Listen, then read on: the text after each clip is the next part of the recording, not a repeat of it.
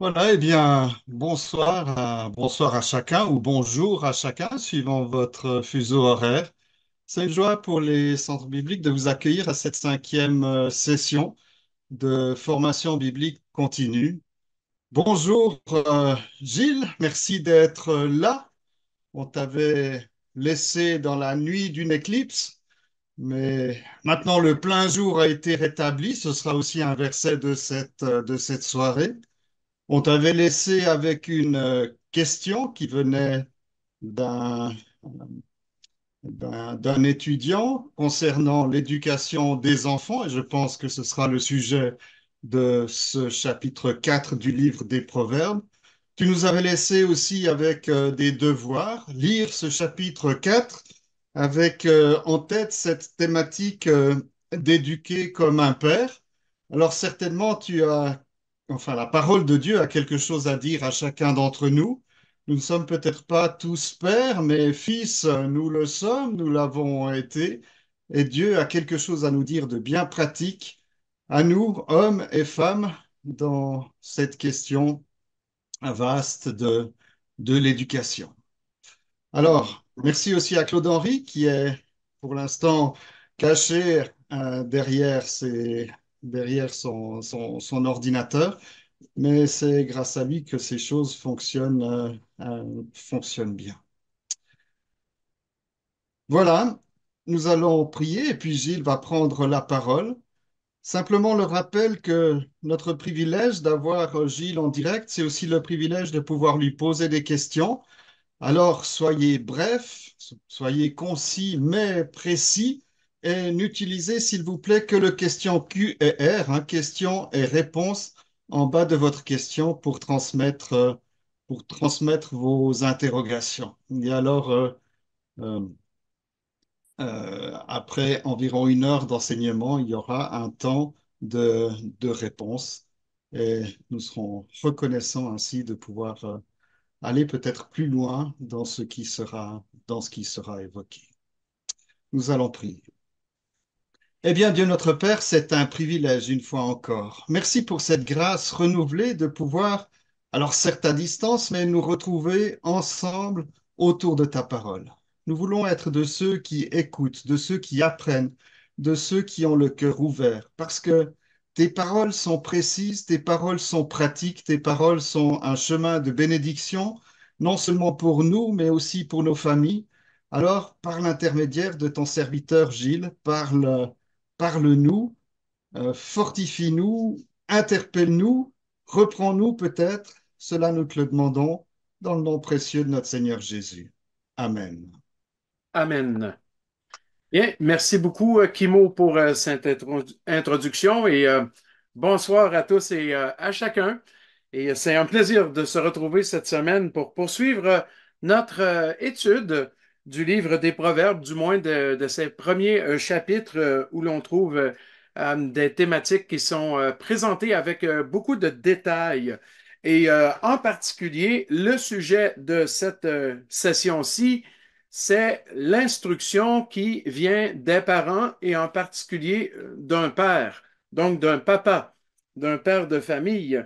Eh bien, c'est aussi vrai, comme l'a souligné notre frère, que même si nous ne sommes pas papa, nous sommes des fils et nous sommes en particulier des fils du Père, notre Père céleste, et nous recevons son enseignement, ses instructions exactement comme tels, comme des enfants qui écoutent leur papa et les instructions de leur père. Alors, je vous propose d'abord de lire en entier ce chapitre 6 des Proverbes, qui n'est pas tellement long, et ensuite, nous allons revenir bloc par bloc, section par section, sur le contenu même du chapitre. Alors, je propose la lecture dans la Bible seconde, nouvelle édition de Genève. Proverbe 6, verset 1. Mon fils, pardon, j'ai dit 6, mais c'est 4, pardon. Ma page s'était tournée avec le vent.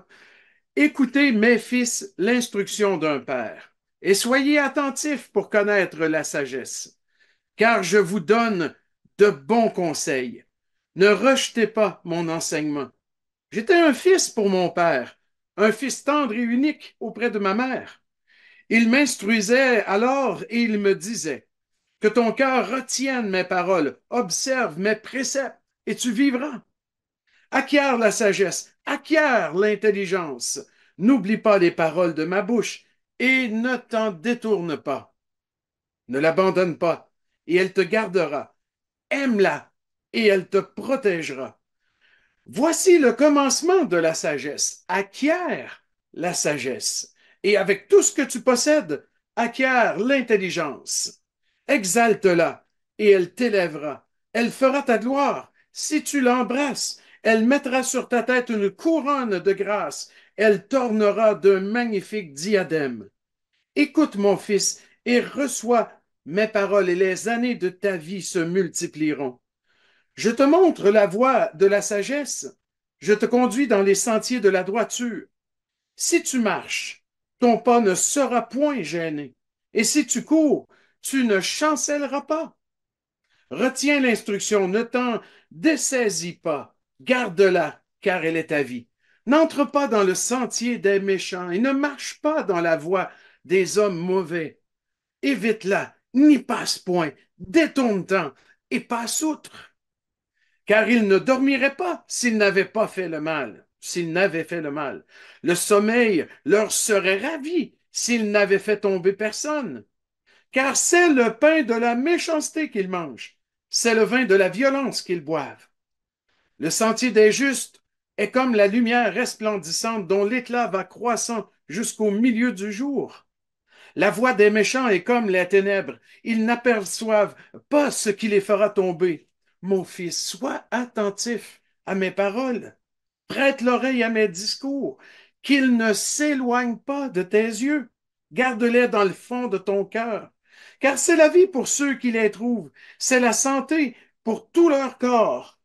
Garde ton cœur plus que toute autre chose, car de lui viennent les sources de la vie. Écarte de ta bouche la fausseté. Éloigne de tes lèvres les détours. Que tes yeux regardent en face et que tes paupières se dirigent devant toi. Considère le chemin par où tu passes et que toutes tes voies soient bien réglées. Ne te détourne ni à droite ni à gauche et écarte ton pied du mal. Nous avons déjà vu dans les leçons précédentes combien il est important pour un croyant de chercher la sagesse de Dieu dans sa vie, dans tous les domaines de la vie. Et quand nous étudions le livre des Proverbes, eh bien, ce livre-là nous aide à découvrir la sagesse de Dieu dans les différents aspects de la vie pratique, de la vie de tous les jours. Et la sagesse de Dieu va toujours nous pousser, nous encourager à poursuivre la sainteté, la foi vivante, une espérance qui est persévérante, l'obéissance à sa parole. Nous allons aujourd'hui regarder la sagesse dans un cadre spécifique, celui de la famille. Qui devrait enseigner la sagesse dans la famille? Bien, les parents, bien entendu, mais d'une façon particulière, le père. En plus des prophètes et des sacrificateurs en Israël, il y avait aussi les hommes sages. Donc, les anciens, c'était des hommes d'expérience avec de la maturité qui avaient appris à connaître les voies de Dieu par l'application de la sagesse dans leur vie. Ils enseignaient ces principes aussi de sagesse aux autres. On les appelait les sages. Ils avaient cette responsabilité d'enseigner le peuple. Mais ce n'était pas tout. Les parents, et en particulier les pères de famille, étaient tout aussi responsables d'enseigner leurs propres enfants. J'aimerais qu'on regarde brièvement une série de versets. Ça va nous amener quand même à tourner quelques pages de nos Bibles, mais simplement pour mettre l'accent sur cette vérité que la Bible nous enseigne, que les parents et les pères en particulier doivent enseigner la parole de Dieu à leurs enfants.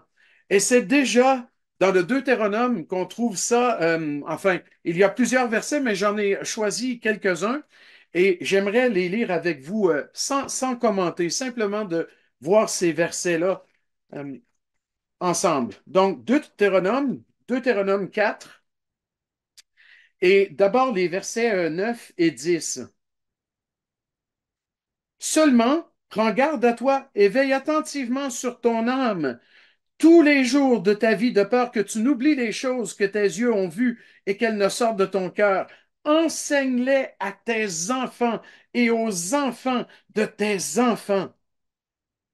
Nous lisons au verset 10 encore. Souviens-toi du jour où tu te présentas devant l'Éternel, ton Dieu, à Horeb, au Sinaï, lorsque l'Éternel me dit, assemble auprès de moi le peuple, je vais leur faire entendre mes paroles afin qu'ils apprennent à me craindre, enfin, oui, qu'ils apprennent à me craindre tout le temps qu'ils vivront sur la terre et, regardez, afin qu'ils les enseignent à leurs enfants.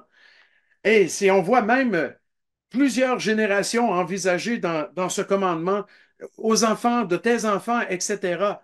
Donc, c'était un commandement de la loi mosaïque donné dans le Deutéronome. On lit un peu plus loin dans le même livre, Deutéronome chapitre 11 et au verset 19. Deutéronome 11, verset 19. Vous les enseignerez à vos enfants et vous leur en parlerez quand tu seras dans ta maison, quand tu iras en voyage, quand tu te coucheras et quand tu te lèveras. C'est une façon très claire de dire qu'il faut constamment enseigner les enfants dans la parole de Dieu. On trouve beaucoup d'autres versets qui vont exactement dans le même sens. J'en retiens quelques autres. Genèse 18, je devrais dire la référence d'abord. Genèse 18, verset 19. En parlant d'Abraham, Dieu dit, car je l'ai choisi afin qu'il ordonne à ses fils et à sa maison après lui de garder la voie à l'Éternel en pratiquant la droiture et la justice. Hey, c'est quand même fort, c'est dit afin qu'il ordonne. C'est comme donner un ordre, un commandement qu'il ordonne à ses fils. Euh, Bien entendu, je veux dire, il y a une limite dans ce que même un père peut faire en ordonnant à son fils d'obéir à la parole ou à ses enfants d'obéir à la parole. Mais tout l'accent est mis ici sur la responsabilité du parent de donner la parole de Dieu de façon même autoritaire, mais bien entendu avec le cœur de papa. Il ne faut pas séparer les deux. Mais ça montre l'importance de la parole de Dieu, que ça doit être ordonné parce que c'est une parole vivante, une parole véritable. Dans l'Exode, au chapitre 12, et il y a au verset 26 et 27, là, c'est suite à toutes les instructions en lien avec la célébration de la fête de Pâques. Et on lit ceci au verset 26. Et lorsque vos enfants vous diront que signifie pour vous cet usage ou cette coutume ou cette façon de faire, vous répondrez, c'est le sacrifice de Pâques en l'honneur de l'Éternel qui a passé par-dessus les maisons, etc. Donc, quand vos enfants vous questionneront, ce texte-là dit, soyez en mesure, capable de leur répondre, de leur expliquer les choses. C'est vrai que si on ne connaît pas l'histoire et si nous-mêmes on ne l'a pas apprise, c'est difficile de la communiquer à d'autres, mais quand on a appris la parole de Dieu et qu'on a reçu le privilège de cette révélation, eh bien, on doit la communiquer, l'enseigner en particulier à nos enfants. Vous savez que tous les chrétiens sont des évangélistes et en particulier les parents aussi parce qu'ils ont leurs enfants à amener, à conduire au Seigneur par la prédication de l'Évangile. Donc, c'est vraiment un privilège, une responsabilité, aussi un privilège de pouvoir proclamer la parole de Dieu. Toujours dans l'Exode, le chapitre suivant, au chapitre 13 et au verset 14, on lit ceci. Je vais même lire les versets 14 et 15. Exode 13, verset 14. Et lorsque ton fils te demandera un jour, que signifie cela, tu lui répondras, par sa main puissante, l'Éternel nous a fait sortir d'Égypte et de la maison de servitude. Et voilà, je pense qu'on peut s'arrêter ici. Mais ça montre que hein, on a la responsabilité, Israël avait la responsabilité d'expliquer les œuvres de l'Éternel, ce que l'Éternel avait fait à l'égard d'Israël dans la sortie d'Égypte et qui était consigné maintenant dans l'Écriture. Encore deux passages dans le psaume 78 ou 78, selon où vous êtes présentement et l'usage de votre pays. Psaume 78 ou 78. Et on va lire des versets 4 à 6. Donc, ce que Israël a vu, entendu de la part de Dieu, ce qu'ils ont appris de la part de Dieu, ce que les pères ont raconté, il est dit au verset 4, nous ne le cacherons point à leurs enfants. Nous dirons à la génération future les louanges de l'Éternel et sa puissance et les prodiges qu'il a opérés. Il a établi un témoignage en Jacob et il a mis une loi en Israël et il a ordonné à nos pères de l'enseigner à leurs enfants pour qu'elle soit connue de la génération future, des enfants qui naîtraient et que devenus grands, ils en parlent à leurs enfants, ainsi de suite, ainsi de suite, ainsi de suite, d'une génération à l'autre. La responsabilité d'instruire les enfants dans la parole de Dieu. Ça, c'est une responsabilité qui revient à tous les parents de foyers chrétiens. Et un dernier texte dans le Nouveau Testament, cette fois-là, chapitre 6 d'Éphésiens. Donc, dans les Éphésiens, au chapitre 6. Et on va lire le verset 4. Et vous, pères, n'héritez pas vos enfants, mais élevez-les en les corrigeant et en les instruisant selon le Seigneur. Donc, c'est là la responsabilité et le privilège. Et dans la leçon d'aujourd'hui, en fait, dans l'étude de Proverbe 4, nous allons voir comment nous devons enseigner la sagesse de Dieu dans un contexte de la famille d'une façon toute particulière.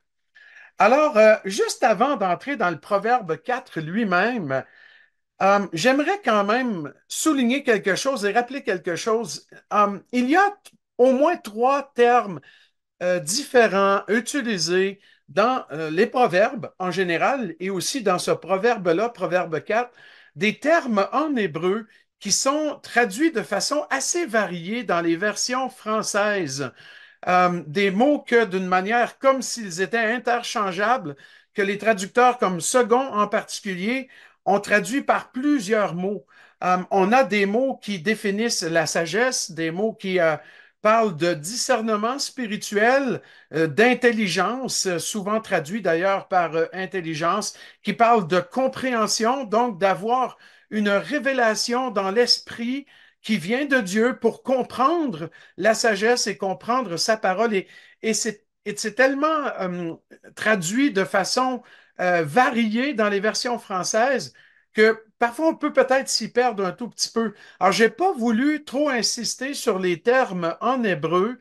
Euh, Par exemple, hakma, qui signifie vraiment la sagesse, c'est l'art de vivre selon Dieu. Tevuna, qui parle de discernement spirituel, et Bina, qui parle de compréhension, donc l'intelligence-compréhension. Mais s'il me fallait toujours souligner ces termes-là dans l'original, il faudrait constamment que je mentionne comment Darby a traduit, comment Second a traduit, et donc ça deviendrait peut-être un peu trop lourd et peut-être même mélangeant là, pour certains d'entre nous. Alors, ce que je conseille, ben, on va utiliser la version Second, nouvelle édition de Genève pour notre étude, mais si vous avez accès à la version Darby, ou encore à la Colombe, la traduction Second Colombe. Ça vaut le coup de comparer les différents passages que nous allons regarder dans ces trois versions-là, peut-être même d'autres versions littérales, pour voir un peu comment les traducteurs ont rendu tous ces mots hébreux, qui sont, c'est vrai, des synonymes en bonne partie, mais qui quand même insistent sur un aspect particulier dans la compréhension ou l'intelligence spirituelle et la sagesse qui est l'application de ce que nous comprenons spirituellement. Alors, je voulais encore rappeler cela parce que c'est possible en cours de route que je fasse des petits commentaires à cet égard-là. Et puis, je voulais vous diriger un peu là pour que vous puissiez vous-même comparer les versions de Bible si vous avez accès. Et de cette façon-là, ça ne fera pas trop lourd. Je n'aurai pas à dire, ah, c'est tel mot hébreu, ça veut dire telle particularité. Alors, on va reprendre dans la première section les 4 premiers versets du Proverbe 4, où on a titré Le Père est l'enseignant. Ces versets-là, quand on les regarde de près, ils semblent vraiment décrire quelque chose qui n'existe pratiquement plus aujourd'hui, de nos jours, c'est-à-dire un père de famille qui enseigne la sagesse à ses enfants et les voies de Dieu. Les foyers qui font cela sont assez rares, je pense, aujourd'hui, même dans les foyers chrétiens. Malheureusement, il y a peu de pères, je pense, qui prennent vraiment à cœur leur rôle d'instruire leurs enfants. C'est souvent laissé à la responsabilité de la maman, et ce, pour toutes sortes de raisons. Mais peu importe que notre vie soit très occupée, qu'il y ait le travail, qu'il y ait toutes les difficultés quotidiennes auxquelles on doit faire face, il faut que le papa, le père enseigne ses enfants et que cela ne soit pas remis entièrement entre les mains de la maman ou encore entre les mains des moniteurs d'école du dimanche, par exemple. Vous savez, mon épouse, elle enseigne l'école du dimanche à un groupe d'enfants qui sont, je pense, c'est autour de 8, 9, 10 ans. Et elle peut, elle me le dit d'ailleurs de temps en temps, elle peut discerner les enfants dans les foyers où la parole de Dieu est enseignée par les parents et par le papa. Elle peut discerner ça comme elle voit aussi quand ce n'est pas le cas. C'est apparent, ça ressort très, très bien. Donc, on peut facilement remarquer ce détail-là. Elle me dit, c'est assez évident que tel enfant chez eux, ils sont dans la parole. Les parents doivent lire la parole avec eux. Ils doivent avoir un culte familial. Et le contraire est aussi vrai. C'est évident que certains enfants semblent très, très peu ou pas du tout exposés à la parole de Dieu, malgré qu'ils croissent dans un foyer chrétien. Et c'est un drame. Et c'est un drame. Ça ne devrait pas être ainsi. Les gens sont fatigués, ils s'en remettent à toutes sortes de divertissements et de loisirs, et finalement, les enfants sont instruits, mais pas forcément dans les voies de Dieu ni dans la parole de Dieu. Alors, c'est vrai que malheureusement, les foyers chrétiens aussi sont peut-être rares aujourd'hui où on enseigne la parole de Dieu, où les parents s'impliquent. Alors, sans faire un jugement généralisé, tant mieux si ce n'est pas votre cas. Et je vous encourage à persévérer, à instaurer un culte familial, à l'entretenir, à instruire vos enfants dans la parole de Dieu et ne pas seulement s'en remettre à l'école du dimanche ou au groupe de jeunes ou aux différentes organisations de l'Église locale. Alors, c'est important que les parents, et en particulier les papas, prennent du temps dans la parole de Dieu avec leurs enfants. Ici, dans le Proverbe 4, c'est probablement Salomon qui parle. Alors, on peut comprendre qu'il parle de David, qui était son papa, et de Bathsheba, qui était sa maman. Et on sait que David était un homme selon le cœur de Dieu. Il a posé des fondements solides dans la vie de son fils. David était loin d'être parfait, mais il craignait Dieu et il confessait son péché. Il avait l'humilité nécessaire qui faisait de lui un homme selon le cœur de Dieu. Et de toute évidence, David a enseigné les voies de Dieu à Salomon et lui a recommandé d'obéir à ses paroles, qui, on s'en doute pas du tout, là, on n'en doute pas du tout, pardon, il devait reposer sur la parole de Dieu. Quand on parle des paroles de David, c'était bien sûr l'enseignement de David fondé sur la parole de Dieu.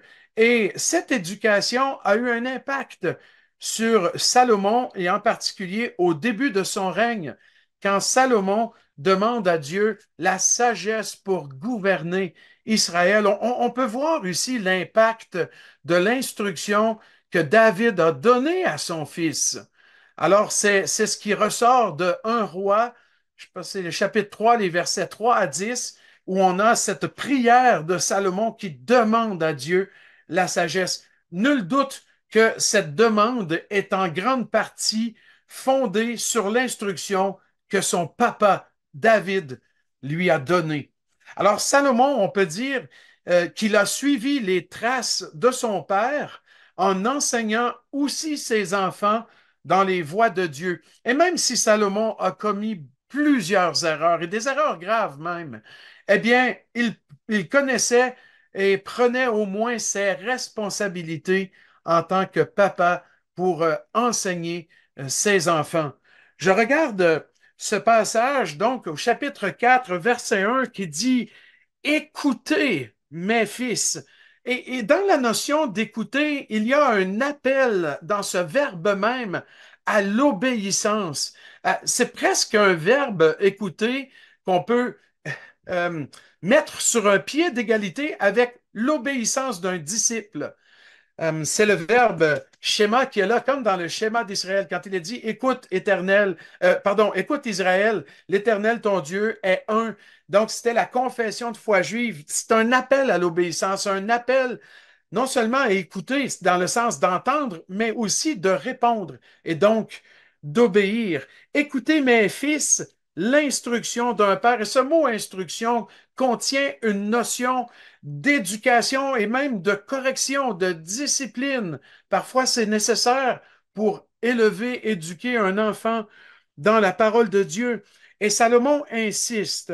C'est vrai qu'il y a un parallélisme entre écouter et soyez attentifs, mais probablement que la deuxième phrase, soyez attentifs, dans le verset 1, elle a pour but d'insister. C'est comme si on disait écoutez et écoutez très attentivement pour connaître la sagesse. Parce que quelqu'un qui n'est pas apte ou prêt à écouter, il ne peut pas devenir sage. C'est impossible.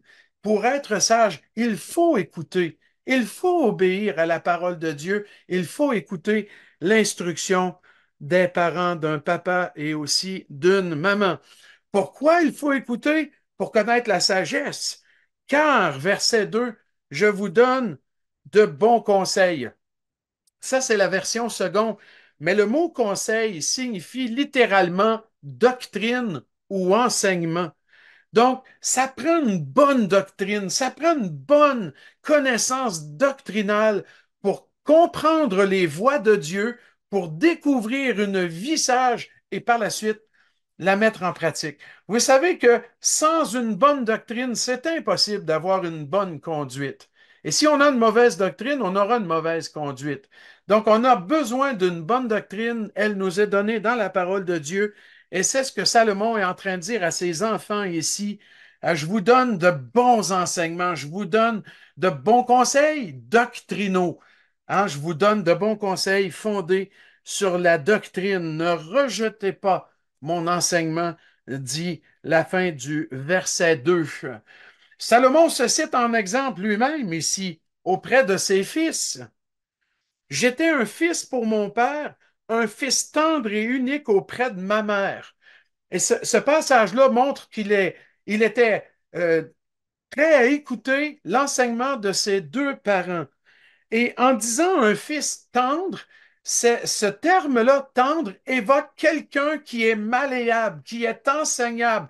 C'est tout le contraire d'être dur comme un roc, quelqu'un qui n'entend pas, qui n'écoute pas, euh, enfin, qui refuse toute l'instruction. Donc, être un fils et être un fils tendre, c'est d'insister sur l'enseignabilité d'une personne. Et c'est ce que Salomon reconnaît qu'il a été. Il a pu recevoir l'instruction de ses parents parce que son cœur était ouvert, son cœur était tendre. Il n'avait pas un cœur dur à l'égard de la parole de Dieu et des sages conseils de ses parents. Alors, David et Bathsheba, bien entendu, ont instruit Salomon et en particulier son papa lui a dit au verset 4, que ton cœur retienne mes paroles, observe mes préceptes et tu vivras. Les préceptes de David n'étaient pas des préceptes que lui avait inventés. C'était la parole de Dieu. Il se réfère ici à tout l'enseignement de la parole de Dieu, à la loi, au commandement. à tous ces principes qui sont issus de la parole de Dieu. C'est ce que David enseignait à Salomon et c'est ce qui devait amener Salomon à vivre. Et c'est vrai que quand on lit cette fin-là, et tu vivras, on a l'impression que ce verbe-là parle d'avoir la vie prolongée, d'avoir une durée de vie ou peut-être même d'avoir une qualité de vie. Mais tout cela est vrai.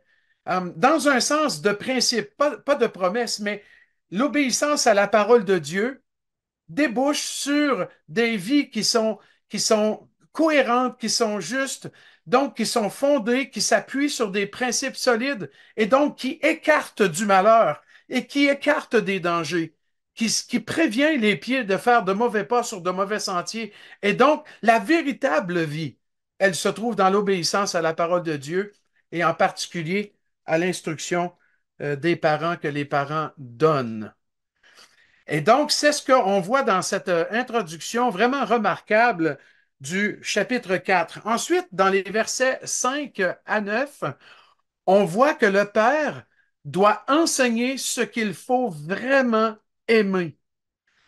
Mais c'est vrai qu'avant d'aller regarder ce passage, on se demande aujourd'hui si les gens savent encore aimer, s'ils savent ce que ça implique, ce que ça signifie d'aimer. On a l'impression que on perd ça. C'est tellement éphémère ce que les gens aiment et la manière dont ils aiment aujourd'hui de manière générale que je crois que la société actuelle perd le sens véritable d'aimer.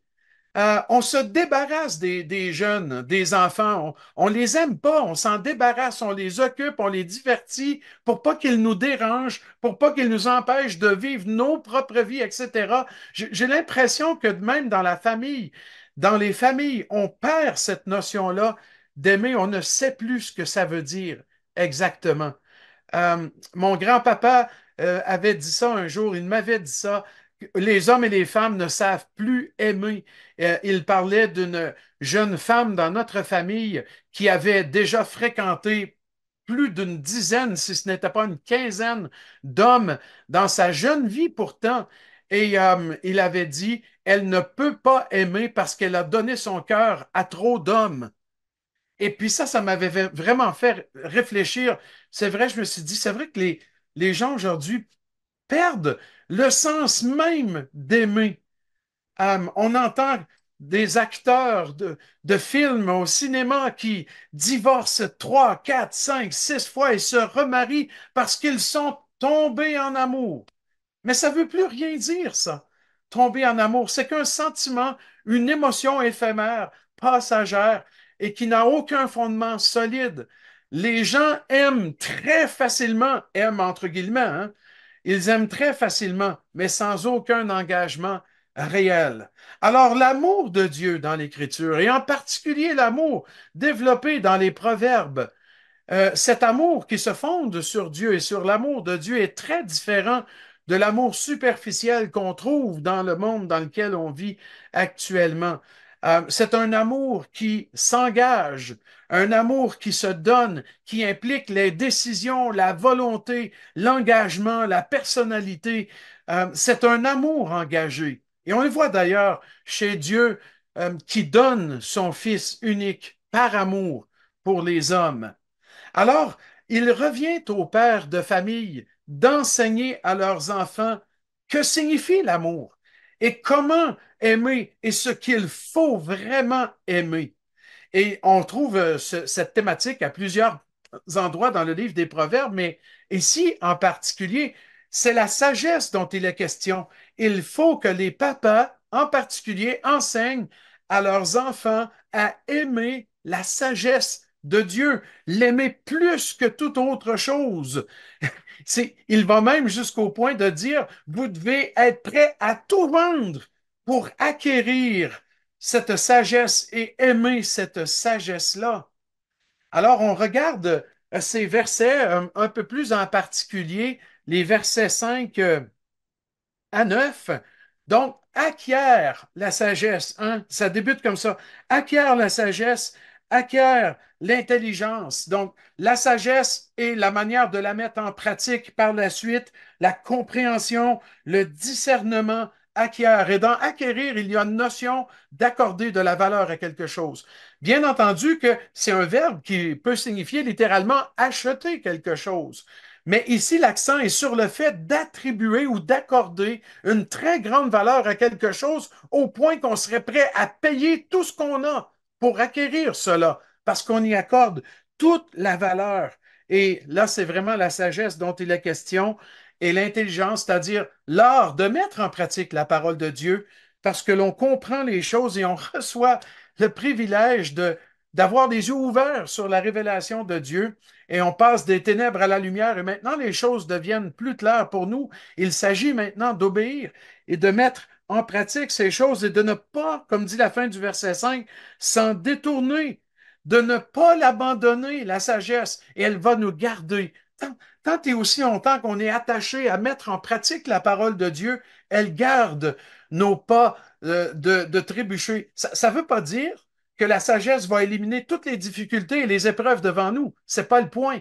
Mais c'est qu'elle va nous empêcher de trébucher, de commettre des fautes et de nous égarer des voies de Dieu. C'est ça le point de ne l'abandonne pas, elle te gardera, aime-la et elle te protégera. Non pas protéger dans le sens de nous éviter toute blessure, toute difficulté, toute douleur ou peine, mais de nous protéger pour nous garder dans les voies de Dieu, pour ne pas s'en écarter, pour ne pas se détourner de lui et rester dans le chemin de l'obéissance. C'est ça le commencement de la sagesse, dit le verset 7, d'acquérir la sagesse. Euh, avec tout ce que tu possèdes, d'acquérir l'intelligence. Donc, vous remarquez que c'est dit deux fois. Ça montre que Salomon insistait dans son cœur. Papa doit enseigner à son enfant d'aimer la sagesse par-dessus tout, de lui accorder une valeur immense au point d'être prêt à payer tout ce qu'on a pour l'acquérir. En fait, vous comprenez qu'on ne peut pas acquérir la sagesse par aucun moyen humain, surtout pas par l'argent ou ces choses-là ou des biens matériels, mais c'est une image qui met l'accent sur la valeur qu'on attribue à la sagesse de Dieu. Et quand on la possède, et quand on la met en pratique, elle change nos vies et elle nous amène à être de véritables témoignages vivants de la parole de Dieu, de la sagesse de Dieu dans nos vies. C'est ce que signifie le langage figuré du verset 9. Elle mettra sur ta tête une couronne de grâce. C'est un peu à l'image de comme Jésus croissait en grâce devant Dieu et devant les hommes aussi, et comment on est appelé à manifester devant les hommes un témoignage qui reflète la sagesse de Dieu. Eh bien, quand on l'applique dans nos vies, ben, c'est un témoignage qui nous place en position d'honneur aux yeux de ce monde. Bien que très souvent le monde ne va pas le voir du tout, hein, mais aux yeux de Dieu, c'est important. Et aux yeux du monde spirituel, c'est important aussi de manifester la sagesse de Dieu, même si le monde ne nous connaît pas, même s'il ne nous reconnaît pas. Il ne faut pas s'attendre à ce que les hommes mettent sur nous une couronne, hein, sur nos têtes en disant waouh, cette personne-là vit dans la sagesse de Dieu, glorifions-la. C'est pas le point. Ce n'est pas du tout le sens. Mais le sens est simplement que pour Dieu et pour le monde spirituel et pour nos familles et pour tous ceux qui appartiennent à Dieu, même dans une mesure pour ceux qui sont perdus dans ce monde, le croyant manifestera un témoignage glorieux. Elle tornera d'un magnifique diadème, donc pour montrer à quel point la sagesse euh, distingue ceux qui la mettent en pratique de tous les autres. Voilà ce que le passage enseigne et on voit vraiment comment au verset 8, tout l'accent est mis sur l'estime que on devrait avoir de la sagesse. Dans le verset 8 et au verset 9, en fait, ce sont des résultats qui sont illustrés dans ce verset-là avec une bonne réputation, un bon témoignage et tout cela à la gloire de Dieu pour son honneur. Voilà ce que nous enseigne en particulier ce passage-là. Peut-être qu'on peut, déjà, parce qu'on est au milieu, peut-être presque du chapitre, prendre quelques questions si on en trouve. Oui, merci Gilles. Alors, il y a une première question qui concerne David. Alors, parlant du père, et en particulier de David, semble qu'il ne s'était pas, enfin, il ne s'était pas concentré à enseigner seulement Salomon, parce que Dieu l'avait choisi pour être roi après son père, puisque les autres enfants de David n'ont pas bénéficié de cet encadrement de la part de leur père. Est-ce que c'est une question ou un commentaire? Bon, c'est peut-être une double question. Peut-être comment est-ce que tu vois les choses? Est-ce que David a failli à enseigner chacun de ses enfants? Est-ce que ça a eu des conséquences? Euh, voilà, c'est comme ça que moi je la comprends.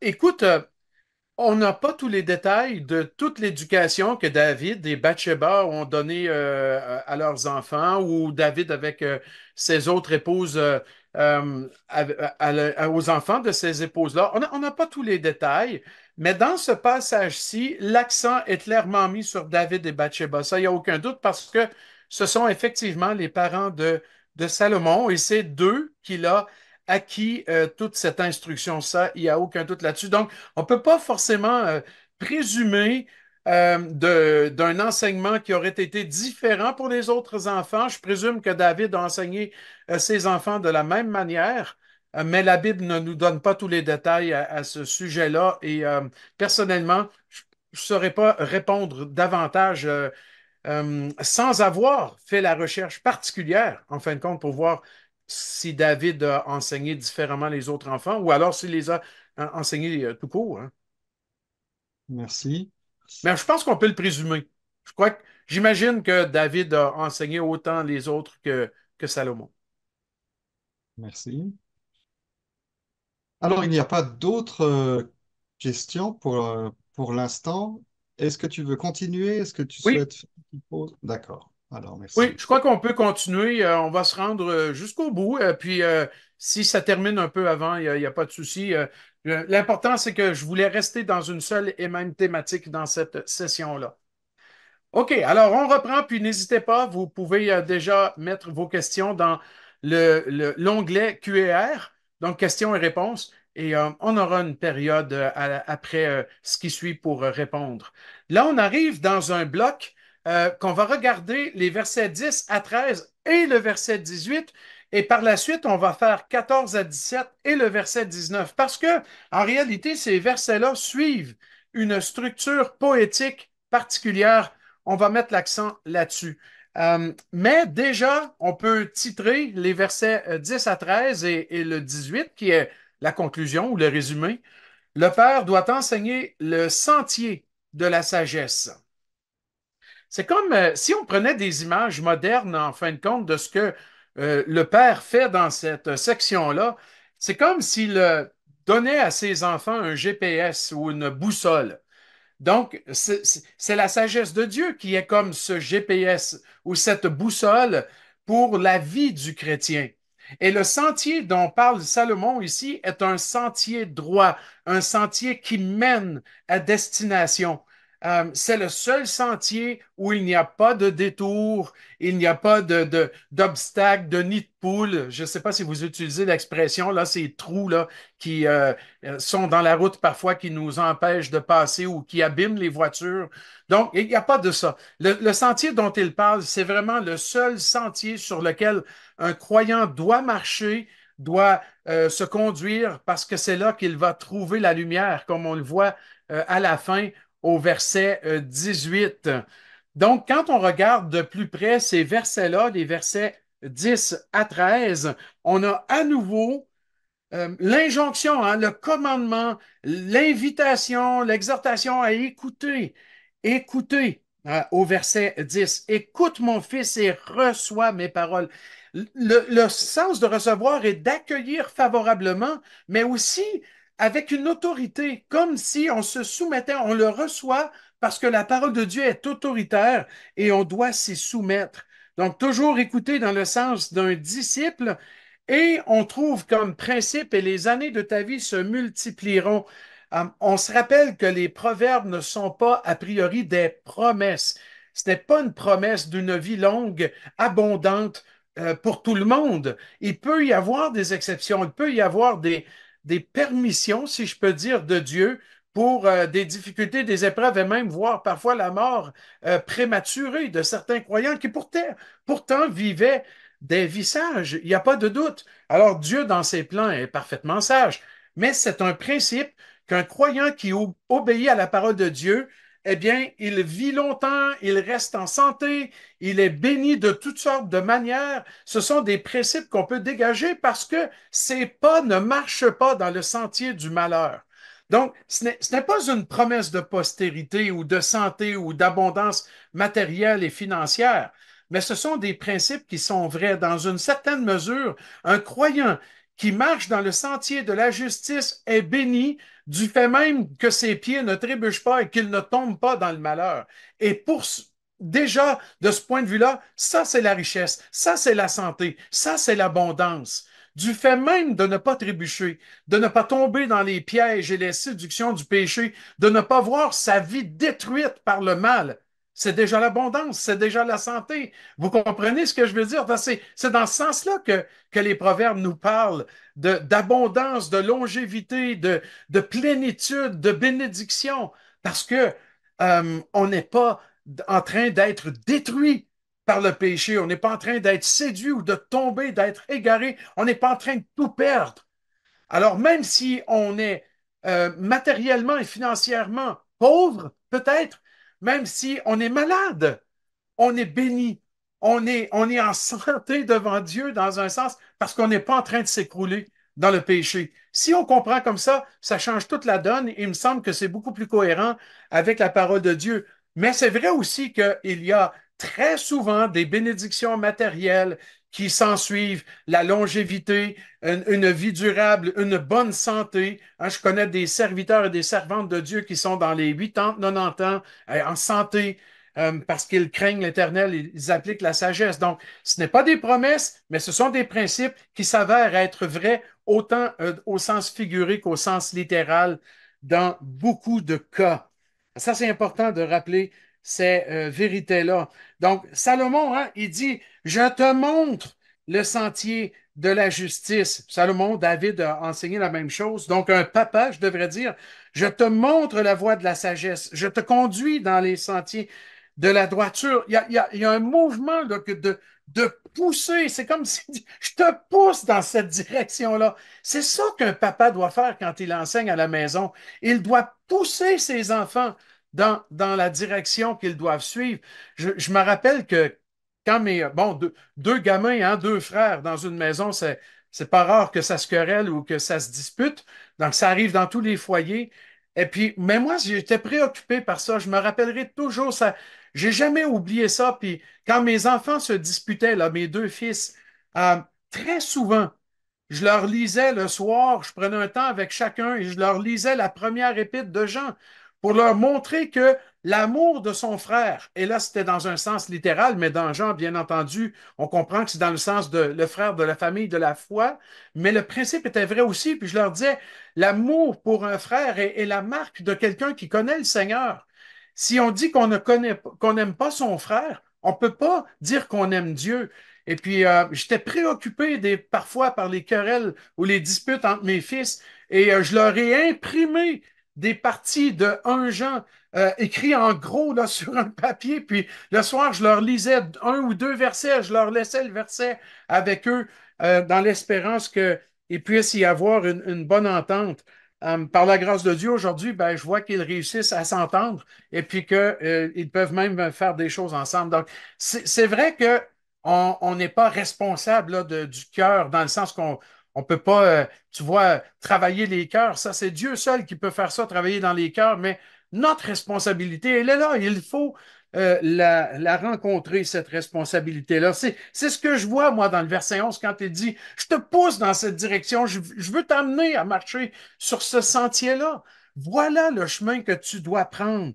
Alors, si vous êtes des papas et vous avez des enfants, priez pour que Dieu vous donne ce zèle d'enseigner et d'instruire vos enfants dans les voies de Dieu et de les pousser dans cette direction-là avec sagesse, sans les irriter, bien entendu, Et parfois, on en manque et on fait tous des erreurs, hein. Tous les papas, on fait tous des erreurs. Eh bien, on doit confesser à Dieu, mais se relever et puis voilà, avancer et pousser nos enfants dans la bonne direction. Les conséquences en valent la peine. Vous voyez au verset 12, si tu marches, ton pas ne sera point gêné. Donc, tu n'auras pas la crainte de marcher, là, tu vois, avec cette peur de fouler ta cheville, de te tordre le pied, de tomber littéralement, mais c'est une image, bien entendu, qui parle de chuter, de faire des erreurs et de prendre les mauvaises directions finalement. Si tu cours même, tu ne chancelleras point, tu vas rester sur tes deux chevilles, sur tes deux pieds.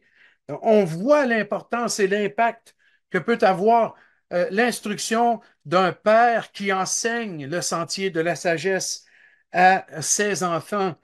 Et verset 13, hein, il insiste, retiens, ne t'en dessaisis pas, garde-la, parce qu'on sait que la vie véritable, elle se trouve dans la sagesse de Dieu et dans l'obéissance à sa parole.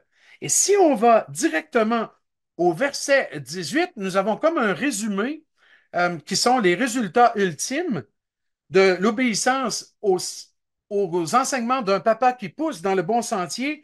Le sentier des justes est comme la lumière resplendissante dont l'éclat va croissant jusqu'au milieu du jour, comme pour dire que la lumière de la vérité, la parole, elle est devant nous constamment et elle nous pousse dans les bons sentiers pendant tout le jour. Donc, c'est une manière d'encourager puis de dire, écoute, tu te trompes pas. Tu ne te trompes pas quand tu obéis à la parole de Dieu et tu mets en pratique sa sagesse. Elle te dirige au bon endroit.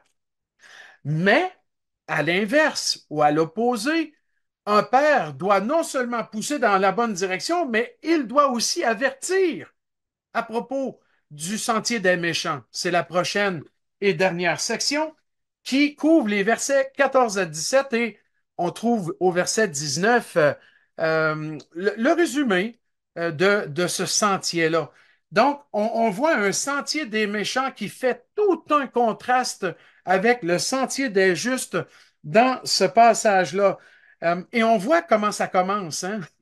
N'entre pas, parce que quand on entre, ben, on finit par y aller et marcher dans ce sentier-là. Il faut l'éviter. Il faut même pas mettre un pied dans ce sentier-là. Ça me fait tellement penser à Psaume 1, hein. Il y a j'allais dire une progression, mais c'est probablement plus une régression. Donc, on voit au Psaume 1, euh, OK, ça c'est après les Job. J'étais, je cherchais le premier livre Psaume parce que j'étais dans la Bible hébraïque dans ma tête. Et regardez ce que ça dit au verset 1. Heureux l'homme qui ne marche pas selon le conseil des méchants, qui ne s'arrête pas sur la voie des pécheurs, qui ne s'assied pas en compagnie des moqueurs. Hein. Il s'arrête, il marche, il s'arrête, il s'assit. Tu sais, il y a une régression, là. Il est entré dans ce sentier-là, il a marché avec eux, il a fini par s'arrêter, il a fini par s'asseoir avec eux. Comme pour dire, je vis comme eux. Le verbe s'asseoir a souvent la connotation d'une manière de vivre quelque part. Ben, c'est ça, il est rendu là.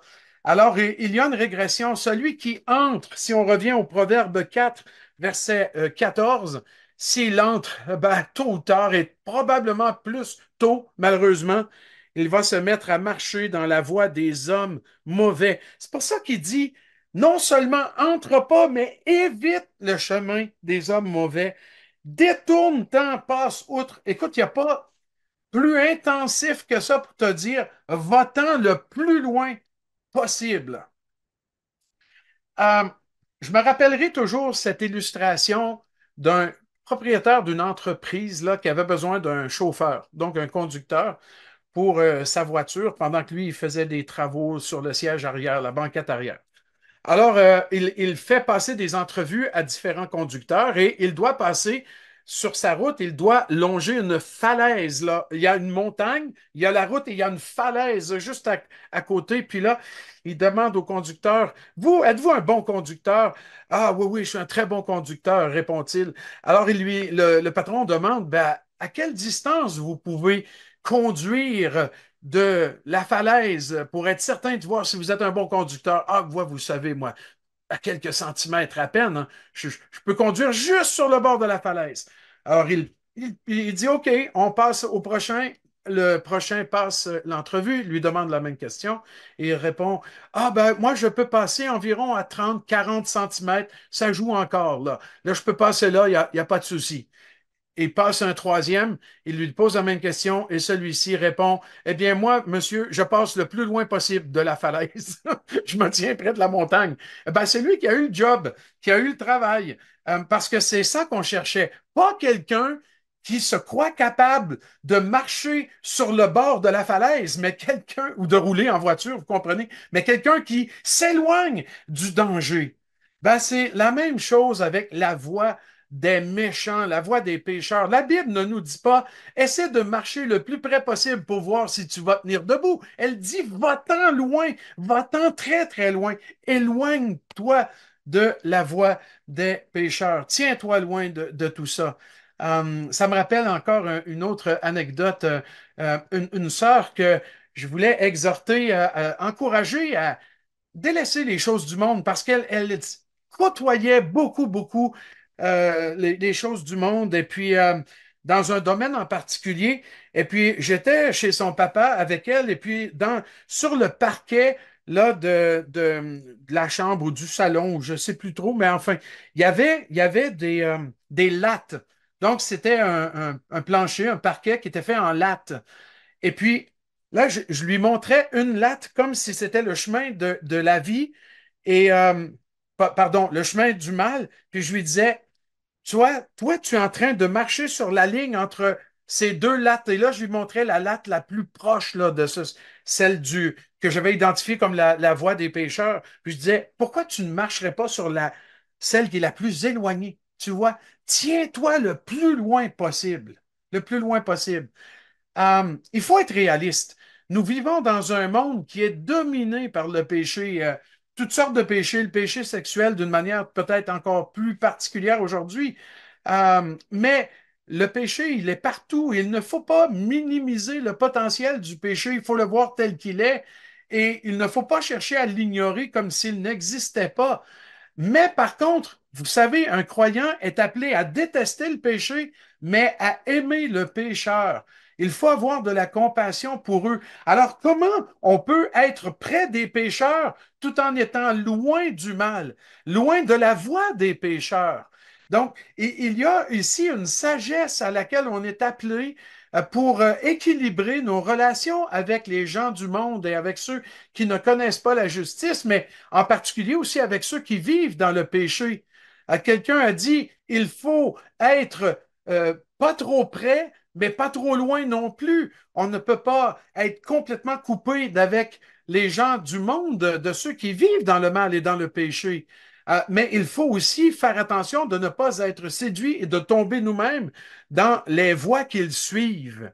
Alors, voilà pourquoi on a besoin de la sagesse de Dieu, de savoir comment se conduire pour éviter les pièges. Il y a des endroits où il y a des personnes avec lesquelles je sais très bien que je dois éviter les contacts parce que ça pourrait être dangereux, ça pourrait être risqué pour moi. Et c'est la même chose pour tout croyant. Donc, il y a parfois, on est appelé à côtoyer des personnes qui vivent dans le péché ou qui vivent dans des voies tortueuses. Mais comment on peut être en contact avec eux pour les amener à la lumière de l'Évangile tout en évitant de tomber dans leur sentier? Eh bien, c'est la propre droiture dans nos cœurs, la sagesse dans notre cœur, l'amour réel pour Dieu qui va nous y amener. Voilà pourquoi on a une grande responsabilité en tant que parents envers nos enfants quand on doit leur instruire, les instruire par rapport à cela, c'est-à-dire de comment vivre dans ce monde, parce qu'ils vont vivre dans ce monde, ils n'ont pas le choix.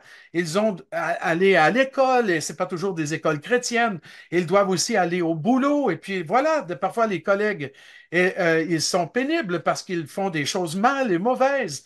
Et donc, ils vont rencontrer tout ça, il faut les préparer quelque part à prendre de bonnes décisions. C'est exactement ce que le papa fait dans Proverbe 4 en le poussant son fils ou ses enfants vers la voie de la justice tout en les mettant en garde contre la voie des méchants. Et il y a une façon vraiment impressionnante de décrire les mauvais, les méchants qui vivent dans le péché. Dans le verset 16, c'est vraiment une image percutante parce qu'il dit ceci au sujet des mauvais, des méchants, ils ne dormiraient pas s'ils n'avaient fait le mal. C'est bizarre ça, parce que un croyant qui fait le mal, il ne dort pas. Mais un incroyant qui ne fait pas le mal, il ne dort pas. Nous, on fait pas, on ne dort pas quand on fait le mal parce qu'on se sent coupable, on sent qu'il y a quelque chose qui ne fonctionne pas. Il faut tout de suite confesser le péché. Comme Paul dit, il ne faut pas laisser le soleil se coucher sur la colère et sur le péché non réglé. Il faut confesser le péché et le régler avant la nuit. C'est une manière de dire ne laisse pas traîner les choses. Ça se peut que ce soit pas possible de régler tout de suite le soir même, mais il faut juste pas laisser traîner les choses. Mais il est en train de dire que pour les méchants, c'est le contraire. Eux, ils ne dormiront pas bien s'ils ne font pas le mal. C'est vraiment spécial, n'est-ce pas, comment c'est dit? Le sommeil leur serait ravi s'ils n'avaient fait tomber personne. Ils sont insatisfaits s'ils ne réussissent pas à t'entraîner dans le mal. Donc, en sachant cela, on est sur nos gardes, on fait attention, ça peut nous éviter et éviter à nos enfants, en les instruisant correctement, de tomber dans de tels pièges. Verset 17 nous montre, euh, en fait, c'est comme le résultat de ce qu'ils font, comment ils sont. Pas verset 17, 19. La voix des méchants est comme les ténèbres. Ils n'aperçoivent pas ce qui les fera tomber. Ils chutent eux-mêmes, puis ils savent même pas, puis ils voient même pas venir les choses. C'est certain, leurs yeux sont obscurcis par l'aveuglement spirituel causé par le péché. Donc, avez-vous remarqué la structure poétique de ce passage-là? Verset 10 à 13, c'est le sentier des justes. Verset 14 à 17, le sentier des méchants.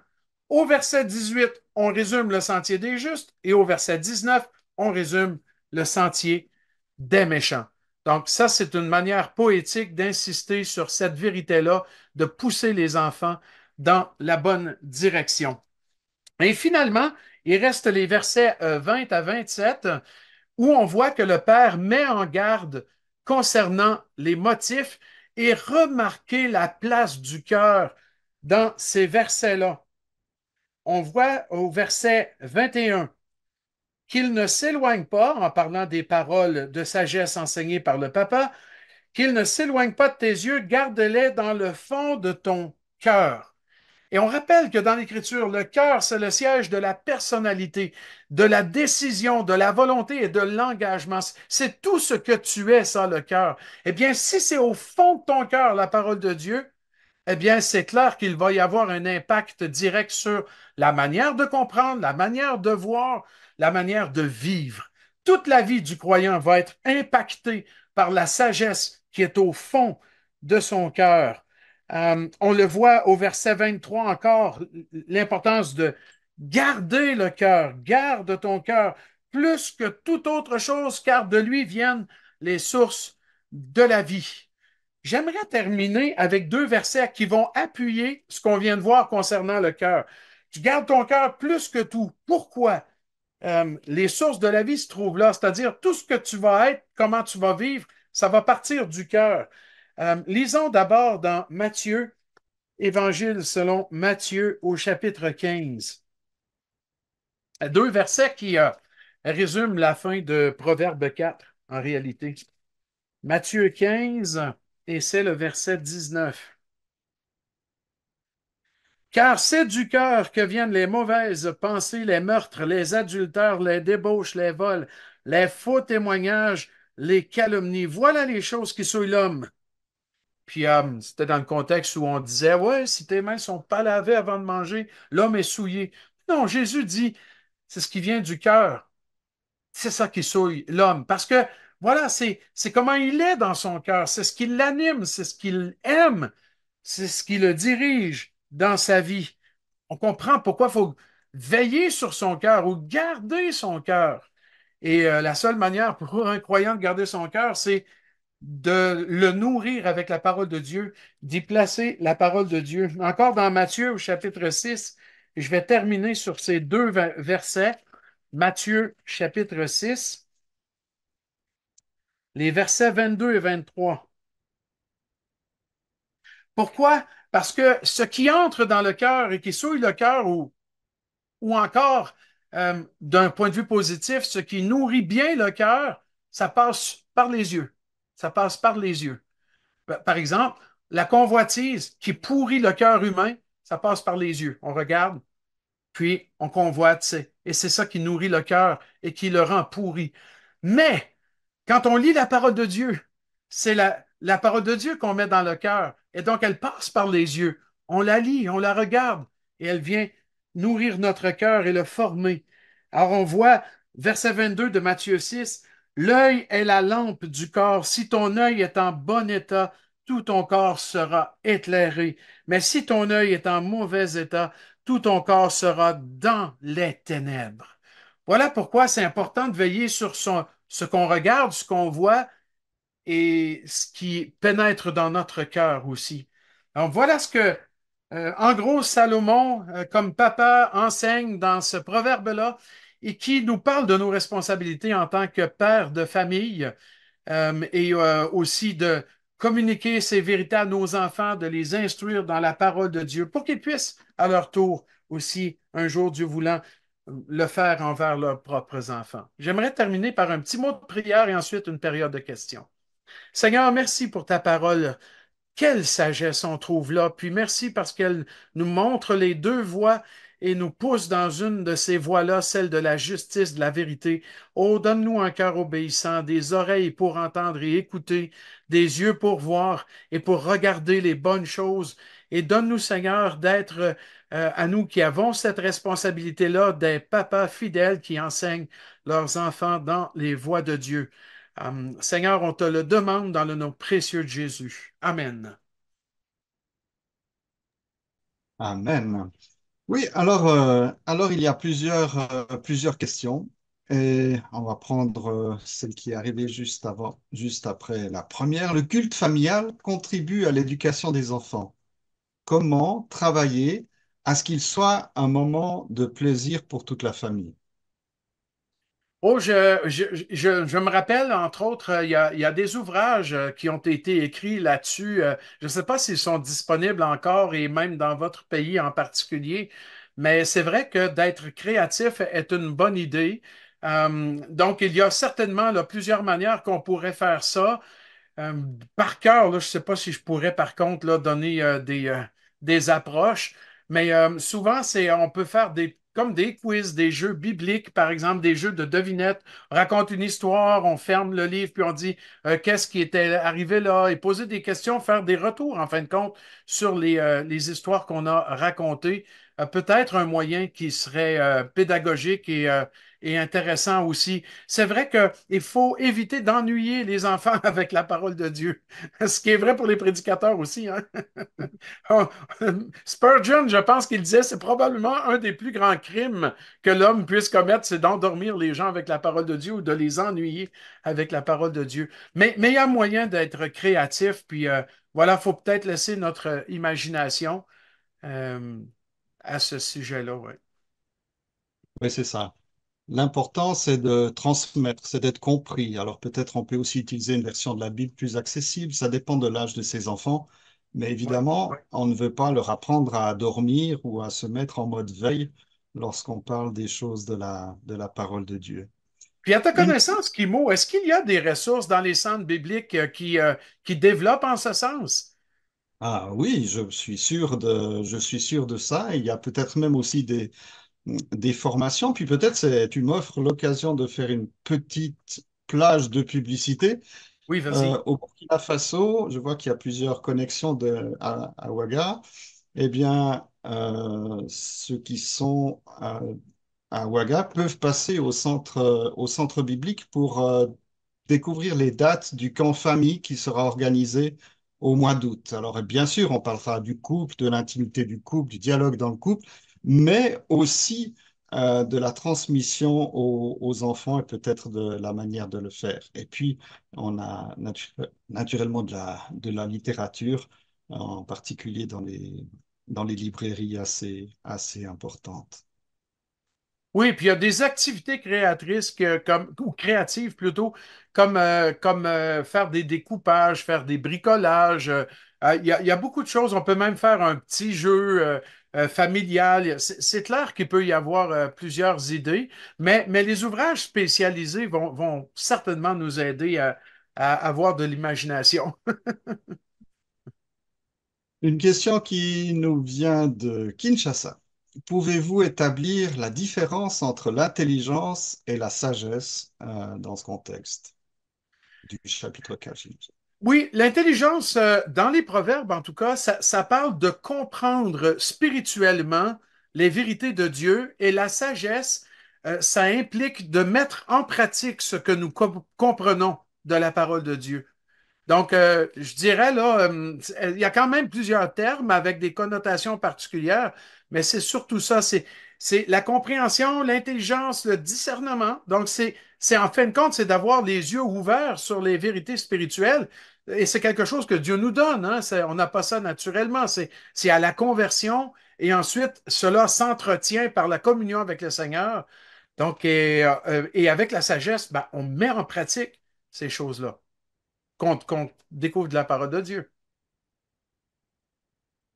Merci, on progresse. Maintenant, on arrive, il y a plusieurs questions qui sont un peu euh, parallèles avec des éclairages un peu différents, des questions qui traitent de la démission ou des parents ou de l'incapacité des parents. Alors, une question qui vient, je pense, de Kananga, vu le nom.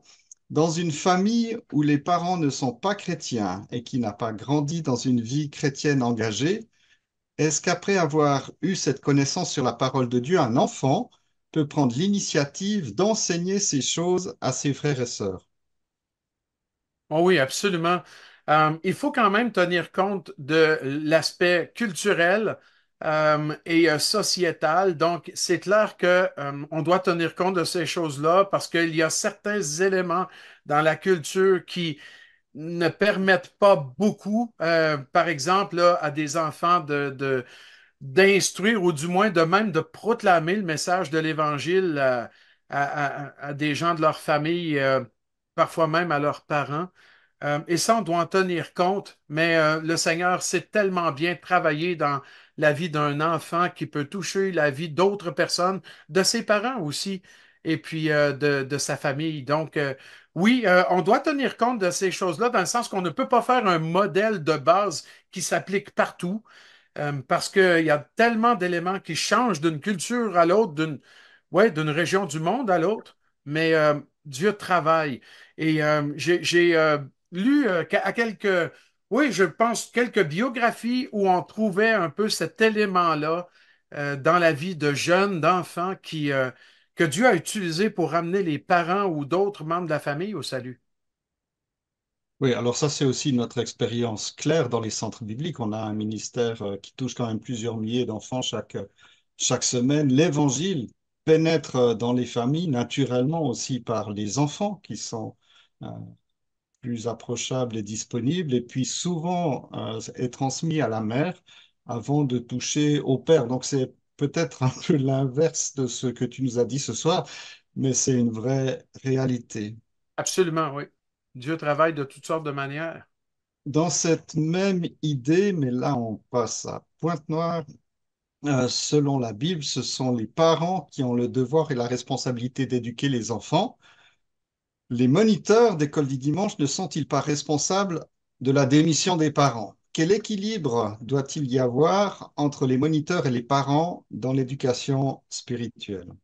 Ça, c'est une excellente question, mais personnellement, j'ai un petit peu de peine à croire que les moniteurs du dimanche sont responsables de la démission des parents. Je pense que c'est plutôt une question de s'en remettre aux moniteurs de l'école du dimanche. J'ai l'impression que c'est plutôt des parents qui démissionnent parce qu'ils considèrent que leurs enfants sont bien instruits à l'école du dimanche et ça les déresponsabilise peut-être en partie. C'est vrai que l'école du dimanche, au départ, a été inventée par Dwight Lyman Moody à Chicago, aux États-Unis, dans l'État de l'Illinois. pour évangéliser les enfants qui souvent étaient orphelins et traînaient dans les rues de Chicago. Donc, c'était avant tout pour leur enseigner l'Évangile. Mais avec le temps, l'école du dimanche, qui est devenue un moyen d'instruction des enfants de familles chrétiennes dans la parole de Dieu, eh bien, il y a peut-être certains parents qui s'en remettent entièrement et démissionnent sur leur propre rôle. Je crois que c'est plutôt dans ce sens-là que va la responsabilité. J'ai peine à croire là, que des moniteurs d'école du dimanche là, mettent un frein volontairement à l'éducation des parents spirituellement pour leurs enfants.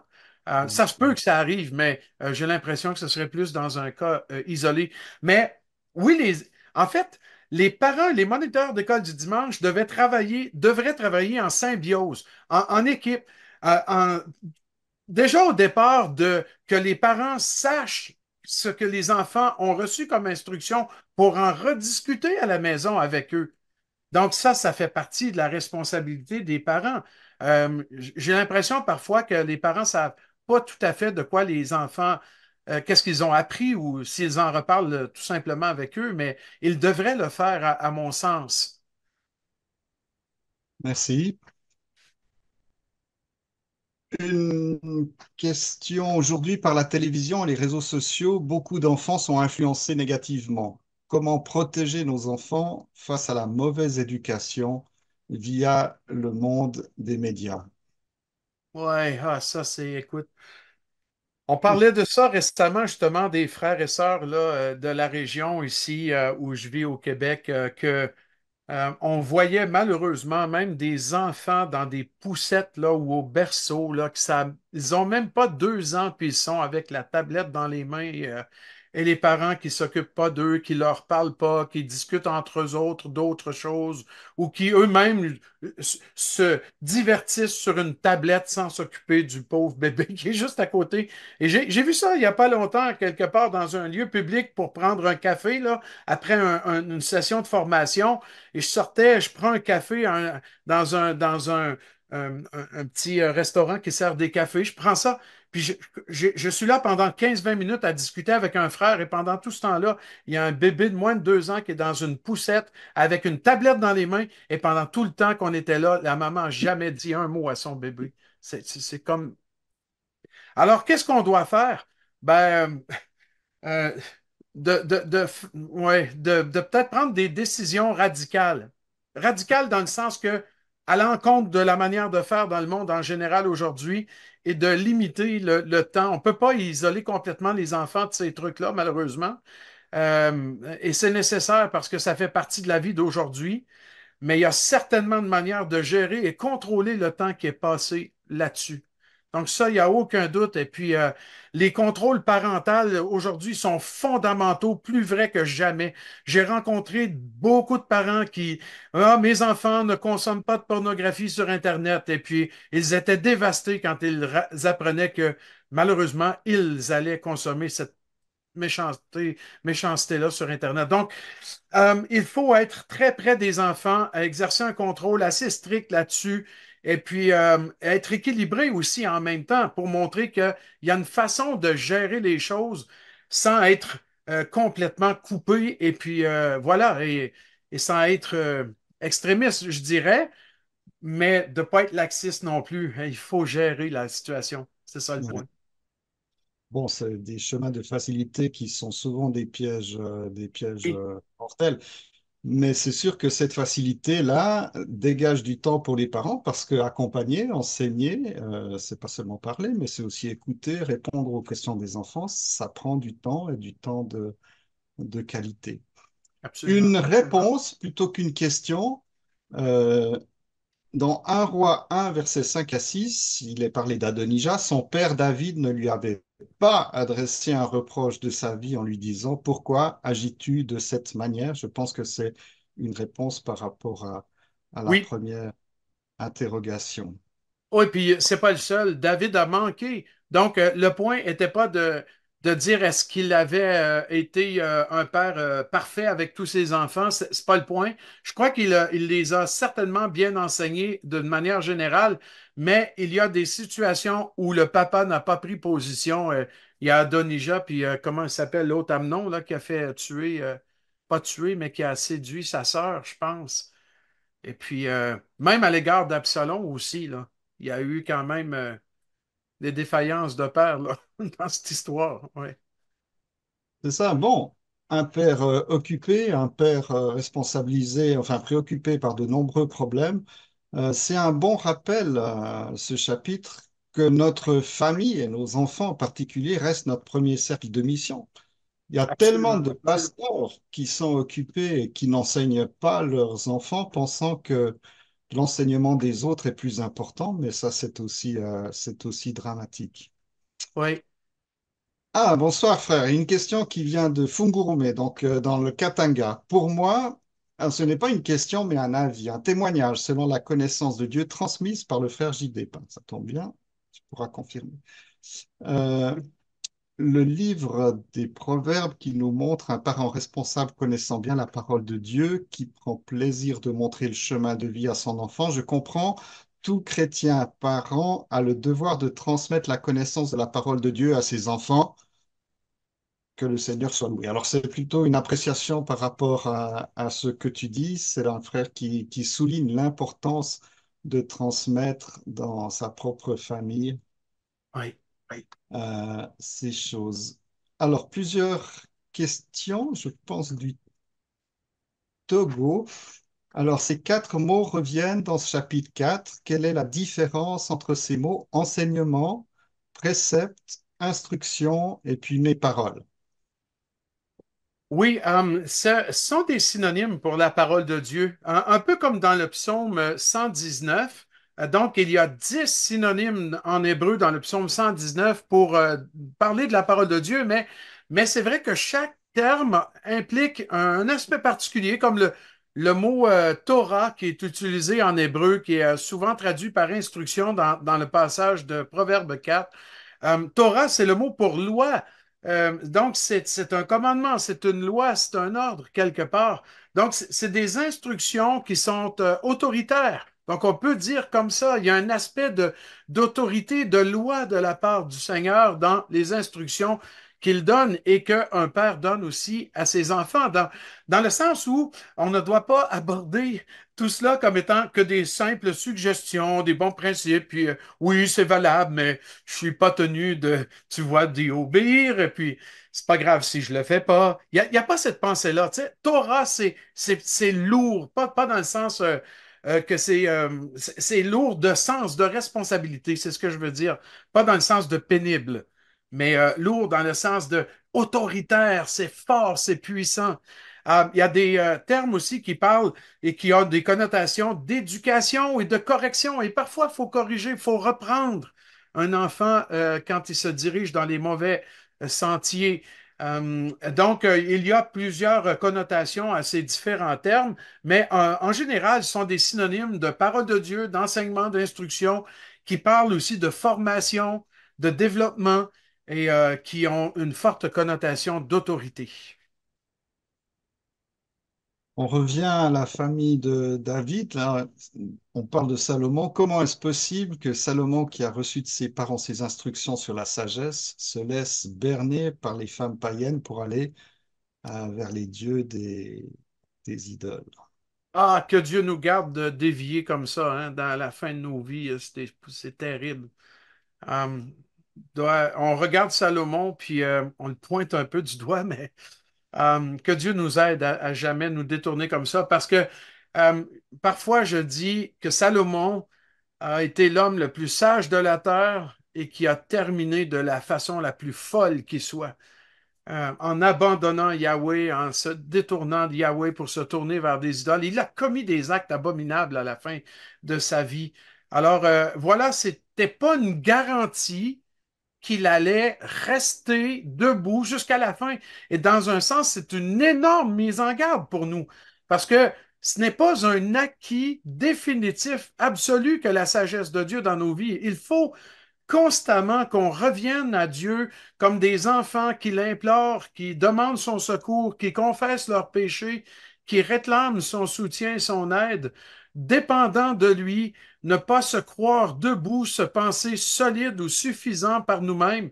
Tout ça va nous éviter la fin dramatique de Salomon. On a vraiment besoin de rester enseignable et de nous humilier sous sa puissante main pour ne pas finir comme Salomon. Alors, encore trois questions, si tu as du courage et de la saillie. Volontiers. Alors, comment acquérir la sagesse lorsque nos parents ne nous l'enseignent pas en famille, cas de famille païenne ou l'immaturité spirituelle ou le manque de connaissances bibliques des parents? On a déjà dit quelque chose, mais peut-être tu peux ajouter. Oui, ben, et c'est vrai que c'est un immense privilège hein, d'être élevé dans une famille chrétienne et être exposé à la sagesse de Dieu.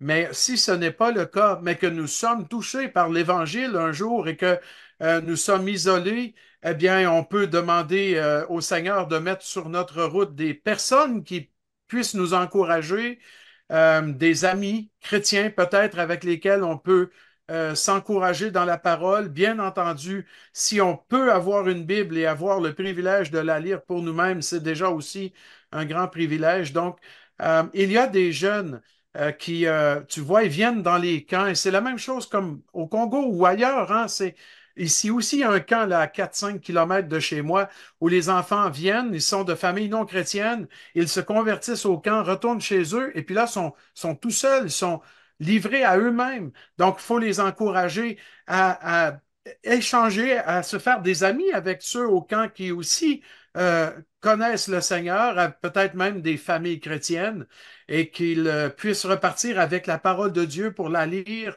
pour prier Dieu, parce que Dieu est puissant pour garder même des enfants qui sont isolés. On l'a vu hein, ici, on a vu ça, qui aujourd'hui, des personnes engagées dans le Seigneur qui ont été converties tout seuls, enfants, dans leur famille, et aujourd'hui sont dans notre Église et servent le Seigneur, sont mariés. Puis voilà, Dieu peut faire ce genre de travail-là. Merci. Alors, le cœur dont on parle ici, c'est l'esprit ou c'est l'âme? C'est une question courte. Ben, l'esprit et l'âme, c'est la partie immatérielle de l'homme. C'est ce qui lui permet d'être en vie, c'est ce qui définit sa personne, ses émotions, etc. Ça implique beaucoup de choses. C'est ce qui définit qu'il est un être qui pense, qui aime, etc. Mais le cœur, c'est le siège même, c'est au sens figuré, hein, c'est pas l'organe, là, le muscle dont on parle, mais on parle bien au sens figuré du cœur comme étant le siège de ce que tu es au plus profond de toi-même, les décisions que tu prends, les engagements que tu prends, la volonté que tu manifestes, le caractère que tu démontres, c'est le siège de tout ça, c'est le fondement même de ta personne. C'est ça le cœur en particulier. Alors que l'âme et l'esprit, ouais, ça définit l'homme dans ses sentiments, dans ses émotions, bibliquement parlant, et c'est aussi ce qui le définit comme un être vivant et un être à l'image de Dieu, quoi. Ouais. Merci. Peut-être une dernière question, et puis après, Claude-Henri apportera une petite conclusion. Une question qui nous vient de Bukavu. Est-ce que les facteurs de la vie d'aujourd'hui ne sont pas une barrière pour l'instruction des enfants? Papa expatrié, maman qui travaille, quand ils sont à la maison, ils sont tous fatigués. Comment contourner cette situation? Bien, d'abord par la prière, de demander à Dieu de nous montrer les solutions dans chaque situation. Il n'y a aucune... Ben, enfin, il y a des situations qui se ressemblent, mais chaque cas est un cas particulier, personnel. Donc, il faut prier, demander au Seigneur de nous ouvrir les yeux, de nous donner la sagesse de voir notre situation de manière réelle, correcte, d'en avoir une juste perception et de trouver les solutions qui vont s'adapter à la situation actuelle.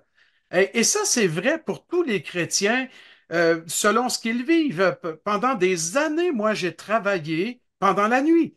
Donc, je commençais à travailler à minuit le soir, je terminais à 8 heures le matin et là, je rentrais à la maison. Donc, veux pas, ben, en fait, mon rythme de vie était directement affecté par ce travail que j'ai eu pendant 11 ans, tu vois. Et donc, j'ai dû adapter mes heures de lecture, mes moments de partage avec la famille. Ça a affecté beaucoup, beaucoup de choses. Et il y a tellement de situations qui varient que je dirais que il faut prier, demander à Dieu de nous montrer comment on devrait gérer tout ça et de l'implorer de nous donner la discipline d'aller jusqu'au bout. Parce qu'on baisse les bras parfois par découragement, parce qu'on pense que notre situation, on ne peut pas en sortir, mais je crois qu'il y a toujours une porte de sortie avec le Seigneur. Ça peut être difficile, mais oui, il va nous montrer une voie à suivre. Bon, il y a parfois des choses vraiment difficiles, mais quand même, souvent, c'est une question de priorité, où on Aussi, préfère évidemment. prendre des ans en sacrifiant peut-être non seulement ses enfants, mais aussi ses petits-enfants. Oui, Euh, oui, voilà, mais la question de la gestion du temps et de nos priorités, c'est naturellement une grande question pour chacun d'entre nous. Alors, absolument. excuse, il y a encore une question qui est venue par le chat par rapport à un conseil aux familles qui ont beaucoup d'enfants avec des âges différents. J'imagine que c'est par rapport au culte familial ou à l'enseignement biblique. Bien, j'imagine encore là que c'est une adaptation. Je ne saurais pas répondre vraiment parce que je n'ai pas vécu cette expérience-là, mais je pense à ma nièce, là, une de mes nièces qui a, je pense, une dizaine d'enfants. Et puis, c'est une grande famille.